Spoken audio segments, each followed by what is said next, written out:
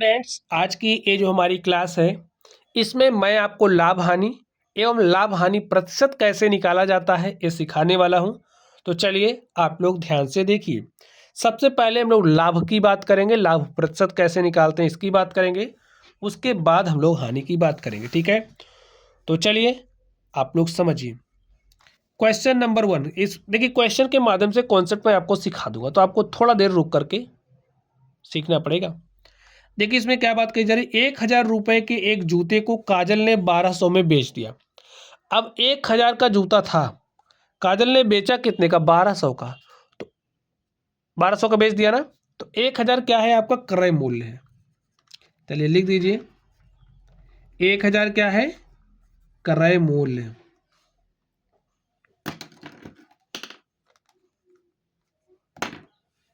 चलिए स्टूडेंट लिखिए, 1,000 रुपए हो गया क्रय मूल्य।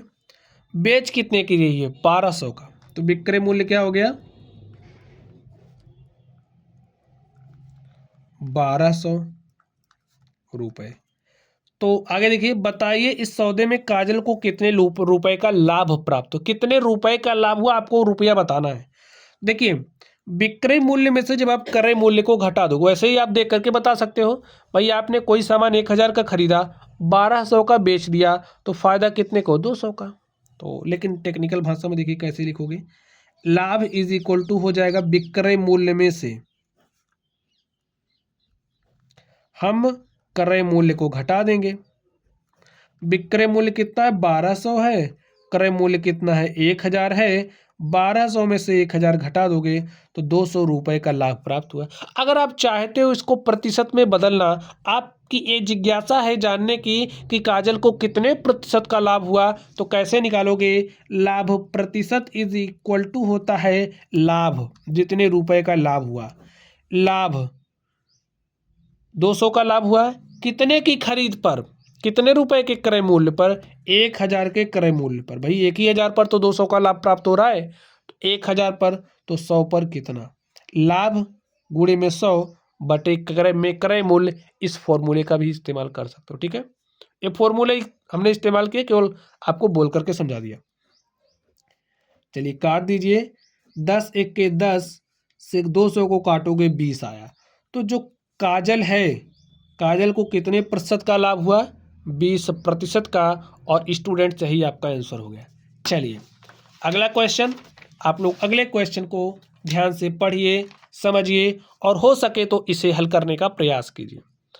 अब भाई शोभना ने एक घड़ी 600 रुपए का खरीद कर उसे 650 रुपए में बेच दिया, ठीक है।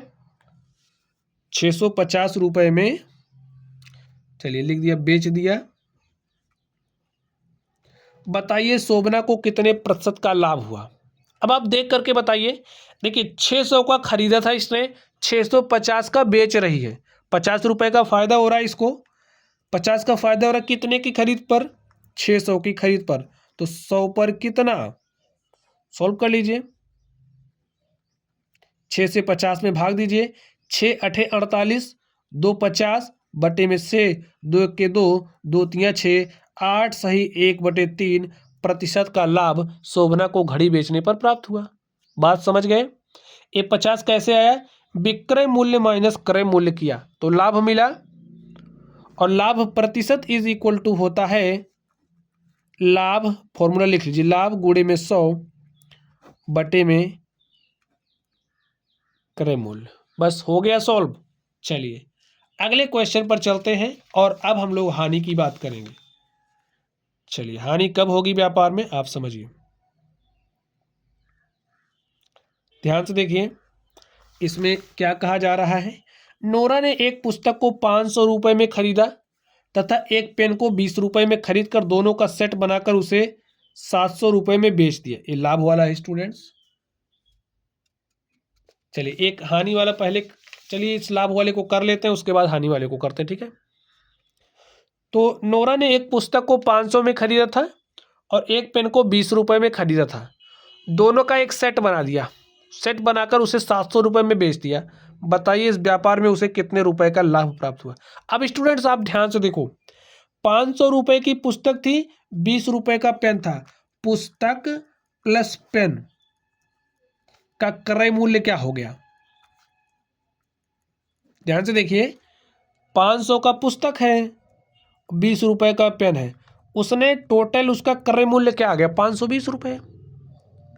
अब दोनों का विक्रय मूल्य क्या है? पुस्तक प्लस पेन का सेट बना रही ना, का विक्रय मूल्य उसने 700 रख दिया, 700 का बेच दिया।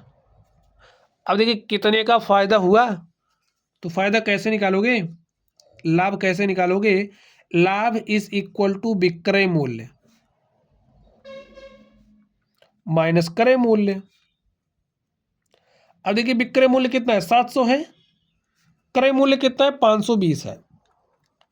सॉल्व करो, 10 में 0 में से 0 घटाया 0 आया, 10 में से 2 घटाया तो 8 आया, 6 में से 5 घटाया तो 100 आया, 1 आया। ठीक है, 180 रुपए का लाभ हुआ है।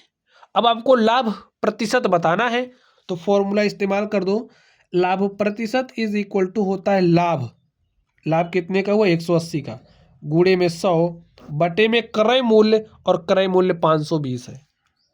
इस बात का ध्यान रखना है। काट दो इसको जो कट रहा। चलिए सॉल्व करते हैं।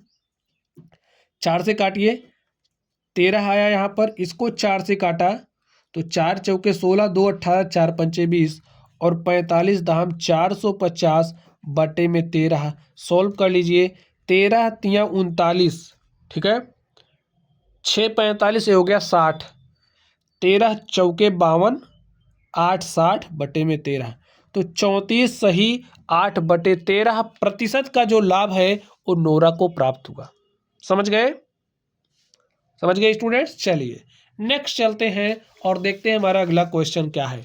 अगले क्वेश्चन को आप ध्यान से देखिए, इसमें क्या कहा जा रहा है। रवीना ने एक ग्राइंडर मशीन को 1500 का खरीदा। कितने का खरीदा? 1500 का। तो 1500 क्या हो गया? क्रय मूल्य। लिख लो, 1500 रुपया हो गया क्रय मूल्य। उसे किसी कारणवश रवीना ने 1200 में बेच दिया। कितने का बेच रही? 1200 का बेच रही है, तो विक्रय मूल्य क्या हो गया? 1200। अब आप ही सोचो, आपने अगर कोई सामान 20 रुपए में खरीदा और आपने उसे 10 रुपए में बेच दिया तो आपको क्या होगा? आप कहोगे घाटा हो गया। तो यहां पर भी यही काम हो रहा है। रवीना ने 1500 का खरीदा था और बेच 1200 का कर रही है। कितने का घाटा हुआ? घाटा का मतलब हानि। कितने की हानि हुई? आप कहोगे 1500 माइनस 1200 अर्थात 300 का। कैसे निकाला? इस बात को सोचो, क्रय मूल्य में से आपने विक्रय मूल्य ही तो घटाया है, तो लिख दो, यही फॉर्मूला बन गया आपका, क्रय मूल्य माइनस विक्रय मूल्य। क्रय मूल्य में से जब आप विक्रय मूल्य को घटा दोगे तो आपको हानि मिलेगी। देखिए क्रय मूल्य है 1500, विक्रय मूल्य है 1200, 1500 में से 1200 घटाया, 300 रुपए का हानि किसको हुआ? रवीना को। ठीक है, रुपए में हानि पूछी गई थी, रुपए में हमने बता दिया। अब आपकी जिज्ञासा है कि इसे प्रतिशत में कैसे बताओगे, तो कैसे निकालोगे?